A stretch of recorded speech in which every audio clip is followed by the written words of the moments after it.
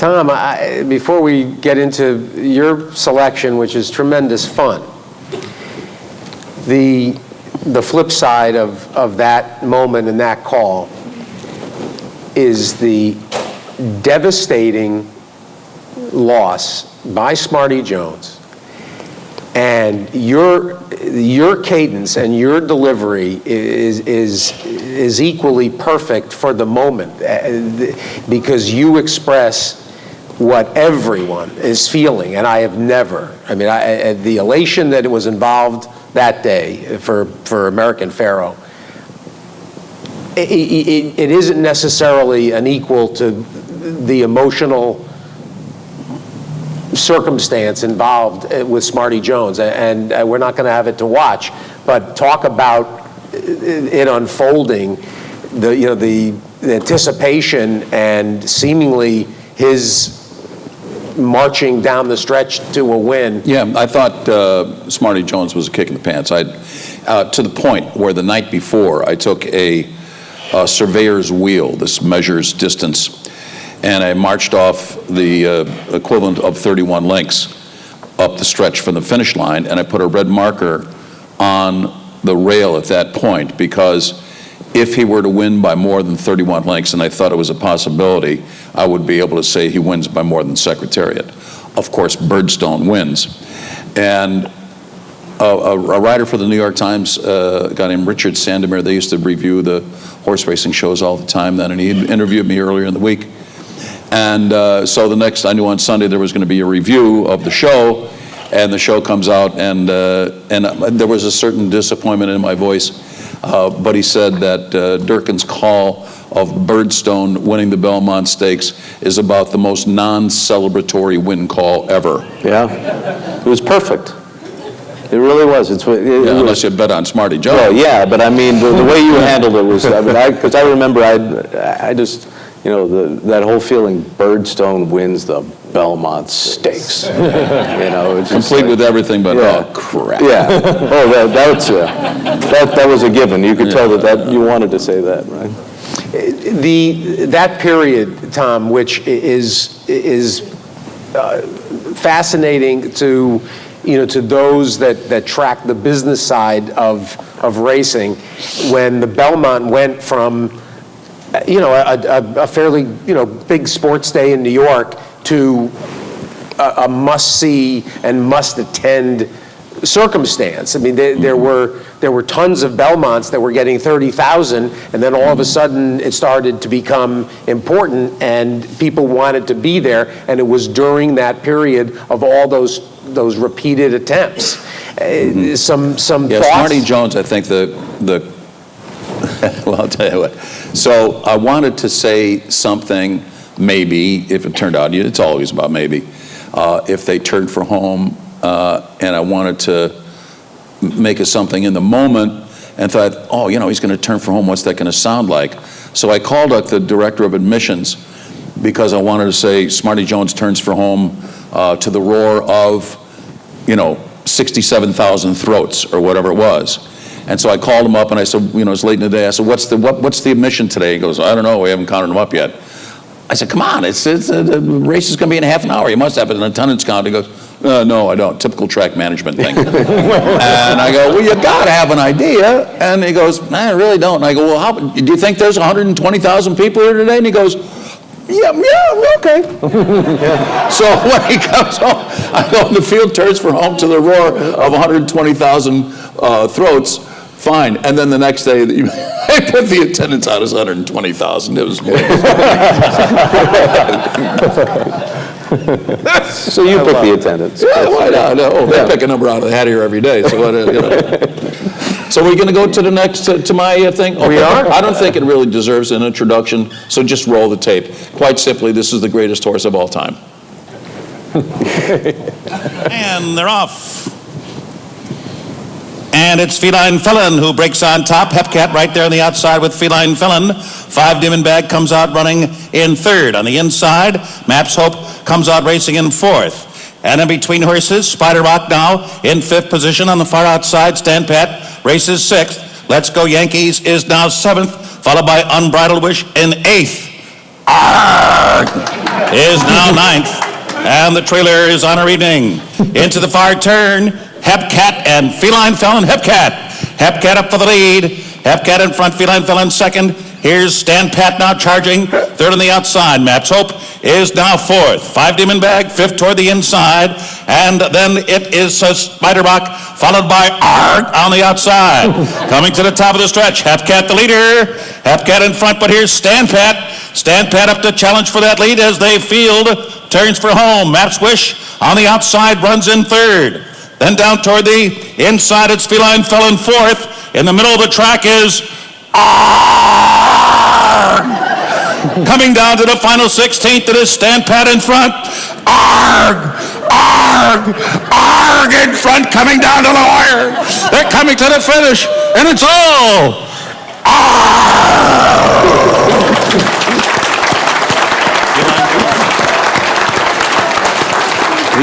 He's right up there with Man of War, baby.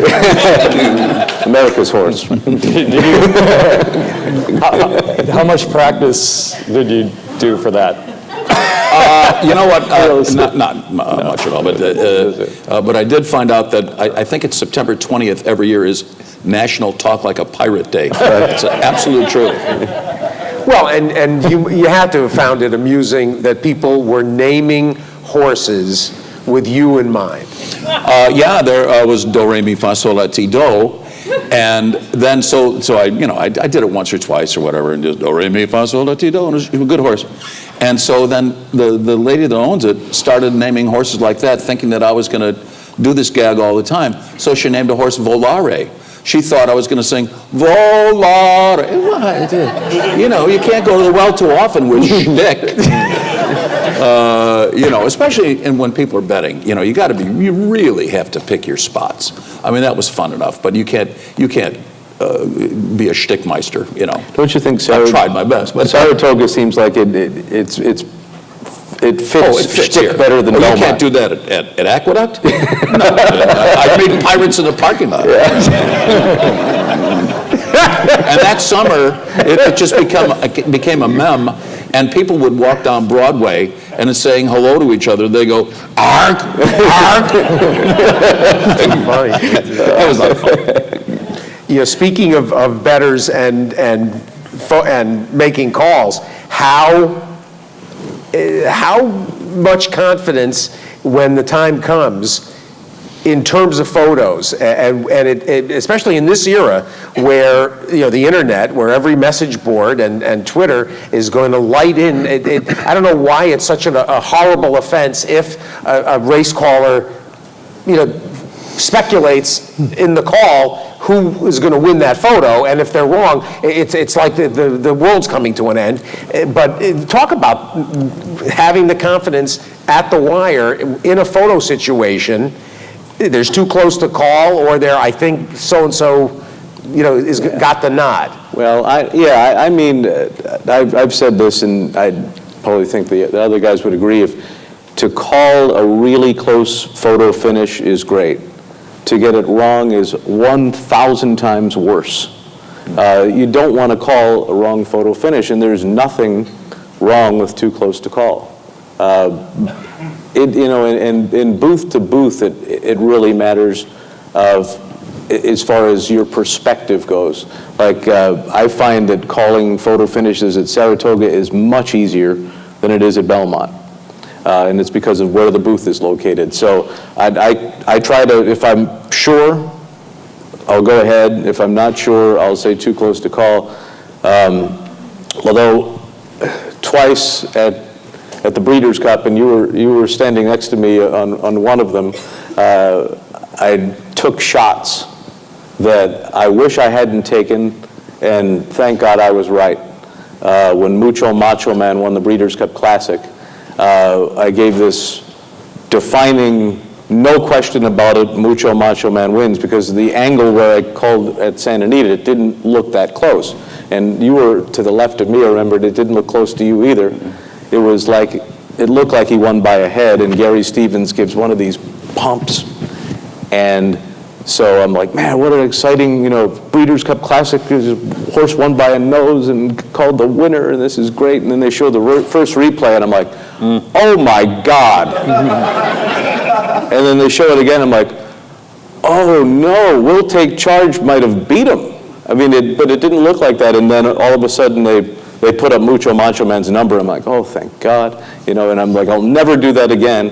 And then the Breeders' Cup Distaff last year, Songbird and Beholder, I had a little glitch right toward the end of the race, which I was so mad about.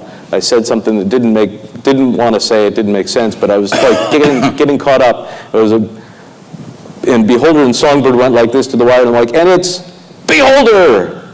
And I'm like, awesome, fantastic race. Showed the replay, Songbird just went, bam, put her nose down, and I'm like, oh no. Same booth, not again. Same result, right horse won. Beholder won by that much, and I'm like, well, I'll never do that again until next time, I guess. Each booth, your placement versus the wire is all different at every track.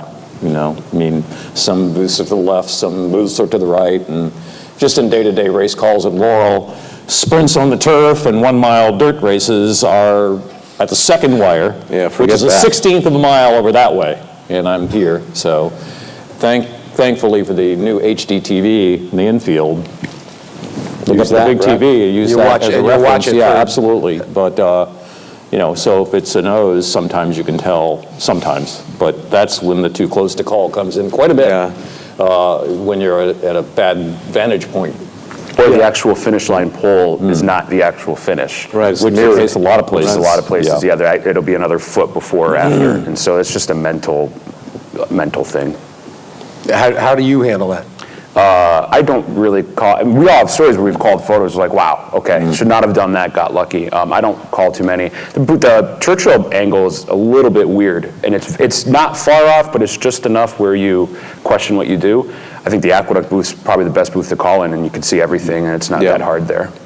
Yeah, no people get in your way at Aqueduct, actually. No. And then how far apart the horses are at the wire too? One's near the rail and one's middle of the track or out. And violent head bobs one way or the other. I mean, if they're going like this, it's easier than when they're going like this. So. Dave, you just mentioned also lengths. What is the method that callers measure spacing between runners? Educated guess. I mean, that's... Yeah, at the finish line, I divide by 2. So let's say a horse is winning away by many lengths. So I try to figure out how far, let's say it's about 6, okay. So I try to figure out, I got a pretty good idea what 3 lengths is. Okay, so I'll look at 3 lengths, and then I'll look at the difference between that and the horse away. So it'll be, in that case, it would be 6, 3 times 2. And if they're really way out there, let's say 10 lengths. So if you figure out the halfway point, and that halfway point is 5 lengths, you just double that. Go ahead. I was just going to say we had a race at Saratoga the other day, the Shuvi, and I think that may have been the most off I've ever been on a margin in my life. I called the horse winning by 20. She won by 32. But the other 2 were pretty much eased under the wire. So Phil Georgieff would have gone 19 3/4. And he would have been correct. I drew, when I first got to Churchill, just to get used to the angle, I took a Expo whiteboard marker. And the booth at Churchill's floor-to-ceiling windows. And so I would look at the finish line and gauge out what I thought 5 lengths was, and I put a mark there and just use that as sort of a guide for the first month or so. On the window? Yeah, on the windows, just, Yeah, it would, at Pimlico, I think the margin in the Preakness is 11.5, something like that. But, so I counted the lengths of the railing.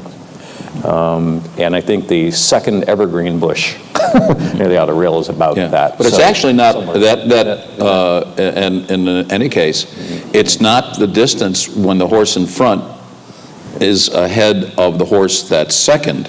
When that horse in front hits the wire, it's the distance when the second horse hits the wire. Right. And everybody thinks, like this, these times are so perfect and the charts are, because it's in black and white, it's the truth. It's not. They're just pretty good guesses. Yeah.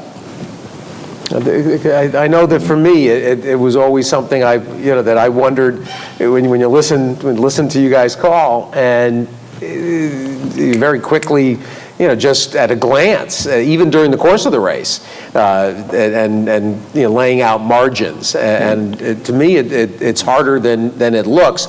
Fiction is a legitimate literary art form. Some tracks, with the split screen, have the top screen camera in a little bit different place than the bottom screen camera. So if you're saying by a length and a half, it sometimes looks like 2, or it looks like a length that I can't think of a track off the top of my head, but you watch enough races simulcast-wise, it's different tracks. Yeah, margins are it just varies by your perspective, and you just try your best. In terms of splits, and I know that it's a caller by caller choice. Trevor Denman, for instance, famously does not lay out splits within the race. Strictly a stylistic point, or I think so. I made a switch this year that I started calling in hundredths instead of fifths. Right. And I found out on Twitter that I had basically ruined the entire sport.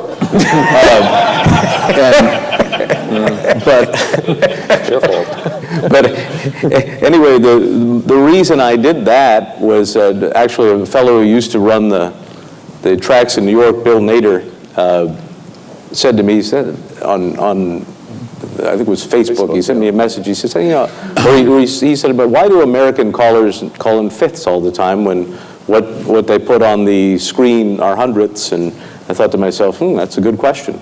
And I thought about it, and I listened to a couple of guys that did it in hundredths, and I'm like, it sounds a little awkward.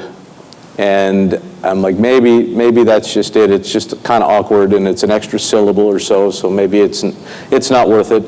But then I was talking to a couple of the guys that work for NBC, and they're like, it can be confusing to people when you say 44 and 2, and on the screen it says 44.54. Why are you different than what people are seeing? And then I'm like, what? I think you're right. I'm going to try this. And so one day at Belmont, I just started trying to do it, and I stuck with it. And ever since, I've started calling in hundredths, and I don't think that it's a huge difference in calling in fifths, but it seems to me that to match the graphics is good, and that's mainly why I do it. But I didn't realize the uproar it would cause, but it was only for an uproar for like 3 days, and people have calmed down ever since. That opening week of Pimlico, we texted back and forth you did about it too, right? Yeah. I started doing it at Pimlico. I had a TV monitor there to my left. Booth at Laurel, I don't.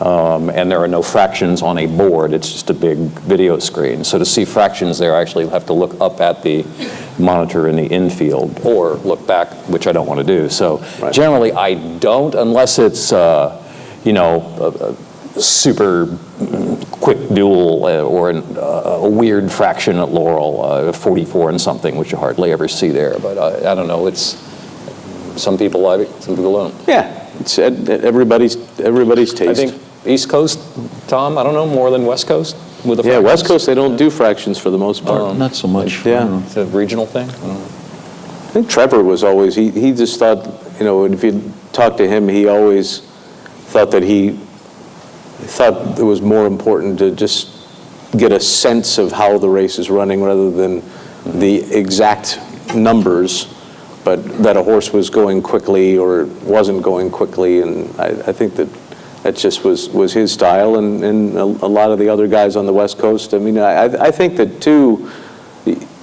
when you are around listening to the same guys over and over, a lot of times that sort of comes into your way too. Like when I was out in California, I would hear Trevor all the time, and then I came back to the East Coast, I would hear Tom all the time, and you hear different things from different guys, and that all gets into your own race call because it's hard not to. Yeah, you weld them all in your mind and then steal a few things from Tom. Every once in a while. Not copyrighted. Go right ahead. Tom, who would you say is or was the most underrated, underappreciated announcer that you enjoyed listening to? That Well, my boyhood idol, Phil Georgieff. I mean, he was just when he called a race, every other announcer sounded like a ticking clock. You know, he was just full of energy and dynamics and Quick too, man. He knew those horses too. Oh yeah, he was really good. Yeah, and he was from my neighborhood too. So on top of everything else, Here they come spinning out of the turn. spinning out of the turn, exactly. On that topic, in fact, and certainly, Travis, you've been compared and have been held up very favorably to Tom in terms of your style. Are you conscious of a style, and are you conscious to the point where you don't be overly concerned that you sound too much like someone like a Tom Durkin? Yeah, well, when I started out, I mean, I grew up listening to Tom. So when I'd go home and I'd call races like Tom, and so as I started to get going in my career, I was concerned about it. And of course, you hear from people once in a while that would criticize it. And I remember I emailed you maybe my second year at LAD, and I basically brought it up. I said, I'm concerned about this. And he says, don't worry about it. Your own style will evolve over time. Definitely true. And that's 100% true. If you listen to my calls from my first year to my calls today, it's a totally different sounding call. And it's probably, hopefully, if God willing, 10 years from now, it'll be the same thing. So I was aware of it and I was concerned about it. It bothered me a little bit, but the advice was sound. Eventually it goes away and you develop your own sound. Dave? Well, yeah, I mean, it's still evolving. I mean, I've called since '81, it's my first year, and I know back then I would probably sounded more like the announcer that I replaced, Rick Mocklin at Jefferson Downs, by 3. Even to the point of where how I said the word 3, or Dave Johnson, because I heard him on the Triple Crown races, and that's the way I races sounded a lot should be like called. Dave Johnson when I first started. And then eventually, Not a bad thing. like Trevor. I think when Trevor changed that, the actual call those photos style, really, and don't be afraid to mention the horses in the blue silks or whatever. More like Trevor, and then it's evolved and still evolving, and hopefully it gets better. Each day. You mentioned that you're to feel free to take some of your stuff. It's not copyrighted, but talking about Dave, down the Stole stretch they everything from come. Dave, yeah. Yeah, do not say down the stretch Oh, they no, come. that is people. That is Dave Johnson. Either that or away they go. You don't want to do Yeah, that. exactly. That's his thing, and you just you completely stay away from that. In terms of catchphrases and something that you become known for, particularly out of the gate, anything that, or do you like to vary it up? I mean, I just say the same thing. Mine's they're off, and people have told me that I stress off instead of there, and it's unusual, but that's just what I do. I don't know. I don't think about it. They're off. Yeah. I used to say in sprint races, they're off because you need the races go by so quickly, so you need Get rid of the syllable. Get rid of it. And but in longer races was and they're off. And then, And someone, I remember having a conversation with you, asking you about, and the field turns for home. Mm-hmm. Is that intentional, or is that you've done that a lot? That's just it's what they're doing, isn't it? the way you say it, the particular inflection is. I never thought about that. Yeah. I don't know. I'll never say it again. It's like your. No, I don't know. It's I guess yeah. Now what you're there's a tempo to that, and the most exciting, perhaps in any sport. I mean that the most exciting moment there is when the field turns for home. Yeah. At the top of the stretch. That's a very very intense moment. It's not like anything in a baseball game unless it's the bottom of the ninth, the bases are loaded, the count's 3-2 or whatever. But when they're at the top of the stretch, that's where everybody gets on their feet. Yeah, that's sort of where mine, and they're into the stretch thing just kind of evolved to, just kind of, it's that moment when they hit the top of the stretch, you're like, whoa, okay, here we go. Trevor? It's funny, the and they're off stuff, I don't purposefully plan it out, but I just variate it a little bit. Emphasize the there, emphasize the off, emphasize the and, slower, faster, just random things. You're right, though, about sprints. You do it quicker, more quickly, because you are anticipating a little bit of a helter-skelter in the first, particularly turf sprints, in the first 16th of a mile. So you want to get it out and get going into the race call pretty quickly. Tom, talk about the harness experience, because you very regularly cite the match race that as one of your really favorite moments that stands Yeah, I out. called a lot of harness races over the years, Meadowlands for 9 years, and a number of harness races at various tracks along the way. And one of the people said the most exciting race I ever called was a harness race. It was the fourth heat of the Hambletonian between Probe and Park Avenue Joe, and these two horses, it was a match race, and they had the winner of this race would be declared the Hambletonian champion, and it finishes in a dead heat. First of all, what are the chances of a match race ending up in a dead heat? Yeah. And what are the chances of, like, if the Kentucky Derby were a match race and it wound up in a dead? It was just totally off the board. But I will say, I always thought harness races were harder to call Me too. than thoroughbreds. Yeah, because the drivers wear the same silks all night long. And so you're going to see John Campbell wearing maroon and white in race 1, and that horse's name is Joe Blow. And then he's wearing maroon and white in race 2, and that horse is Blow Joe. And then the same guy in the third race, and that's Joey Blow. And then, in harness races, and every other horse is named Hanover or Lavelle. And at the end of the night, I mean, my head was spinning when I left the Meadowlands. It was hard. And harness races, most horses have 2 moves during a race. Thoroughbreds basically have 1, which is 3 furlongs long, basically. Harness horses move 2, and the super ones have 3 moves. So there's a lot more movement in a harness race than you would think. Although it's slower, there's much more movement, and I always thought it was much more difficult to call. I got to take the occasion to talk about using the other format, and you've owned successful harness horses and stake winners. Talk about the experience, Tom, this spring, the Florida Derby and getting to Churchill, and the Kentucky Derby experience. Yeah, what he's referring to, I'm a part owner with West Point Thoroughbreds, part owner of Always Dreaming. The part I own is probably 2 hairs on his tail, but nonetheless, I can claim some ownership. That was otherworldly to win, be an owner in the Kentucky Derby, to win the Kentucky Derby. A little side story.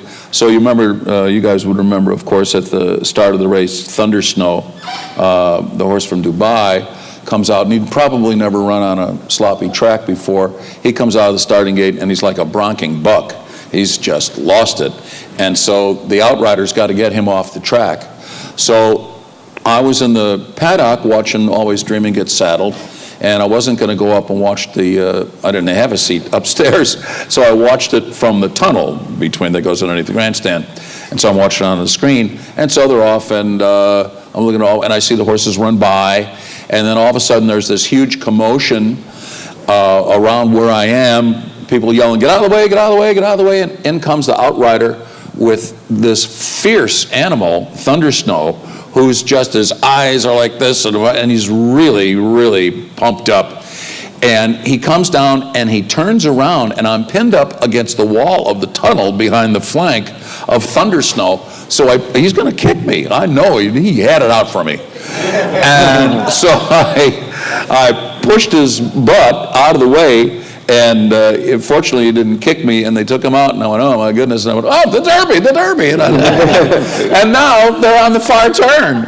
I missed half of the damn race, And then I asked this girl who was standing next to me, I said, where's my horse? Where's Always Dreaming? You go, he's in front. He's in front. And I go, ah! And so what I said from the quarter pole to the wire cannot be repeated. Oh, yeah. Yeah, a little happy there. That was the fellow standing next to me, Jamie Saltz. And that is a $175 Borsalino Panama hat, which was ruined by my slapping my side and jumping it up and whatever. And by the way, those are the very clothes that you will see me wearing on Travers Day. Every time he runs, I wear the same deal. I'm a little suspicious that way.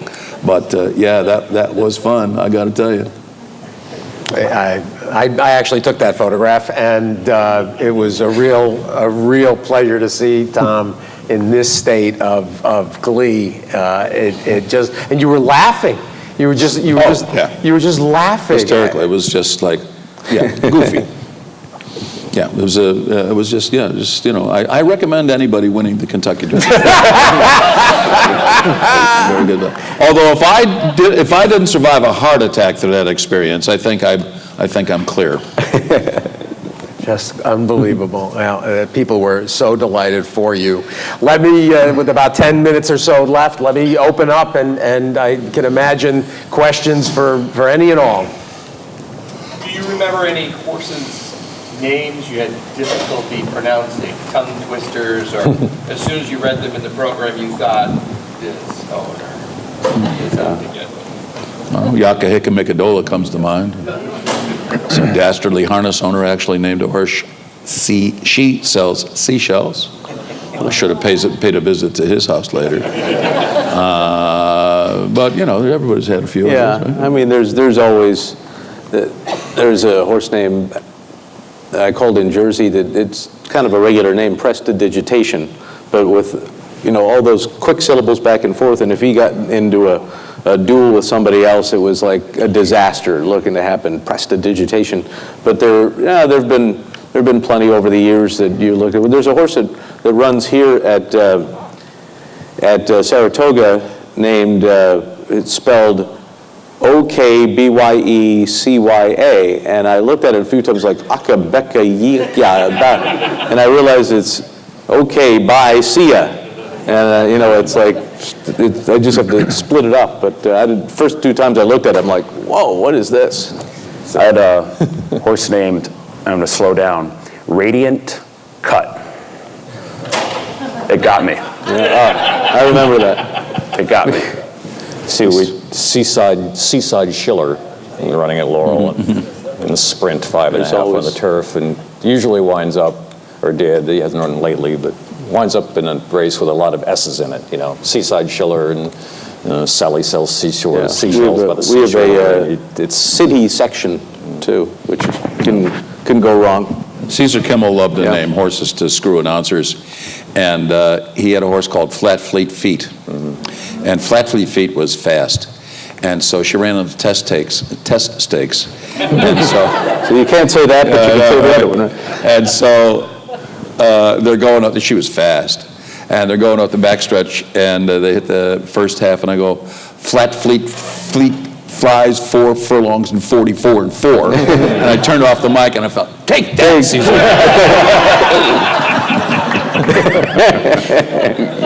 Did you call Bodacious Tatas? Bodacious Tatas was a little bit before my time. Bodacious Tatas, also named by Caesar Kimmel, her family the dam was colder than a witch's, who had a filly called Titular Feast, who had a filly called Bodacious Tatas. It was all legal. And those would have been the Marshall days, and Marshall being very, very serious, like stoic. Bodacious Tatas has the lead, and it just sounded so great when he said it. Bodacious Tatas.